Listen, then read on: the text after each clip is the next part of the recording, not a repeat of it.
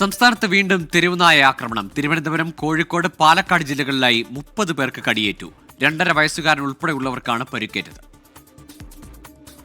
തിരുവനന്തപുരം പോത്തൻകോട് ഉണ്ടായ തെരുവുനായ ആക്രമണത്തിൽ 3 സ്ത്രീകൾ ഉൾപ്പെടെ 20 പേർക്കാണ് പരിക്കേറ്റത്. 1.5 കിലോമീറ്റർ ദൂരത്തിൽ നായയുടെ ആക്രമണമുണ്ടായി. ഒരു നായയാണ് എല്ലാവരെയും കടിച്ചത്.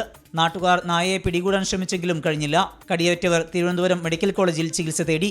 കോഴിക്കോട് വാണിമേലിലും കുറുവന്തേരിയിലുമാണ് തെരുവുനായയുടെ അക്രമമുണ്ടായത്. 5 പേർക്ക് കടിയേറ്റു. വാണിമേലിൽ 2.5 വയസ്സുകാരനും 8ാം ക്ലാസ് വിദ്യാർത്ഥിക്കും കടിയേറ്റു.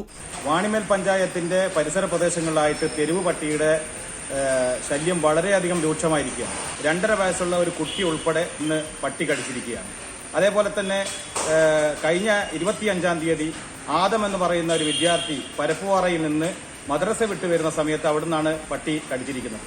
ഈ പട്ടിയുടെ ശല്യം വലിയ രൂക്ഷമായിരിക്കുകയാണ്. പാലക്കാട് മണ്ണാർക്കാട് കാരാകുർശിയിൽ 5 പേർക്കും കടിയേറ്റു. കടിയേറ്റവർ കാരാകുർശി ആരോഗ്യ കേന്ദ്രത്തിലും പ്രദേശത്തെ മറ്റ് ആശുപത്രികളിലും ചികിത്സ തേടി.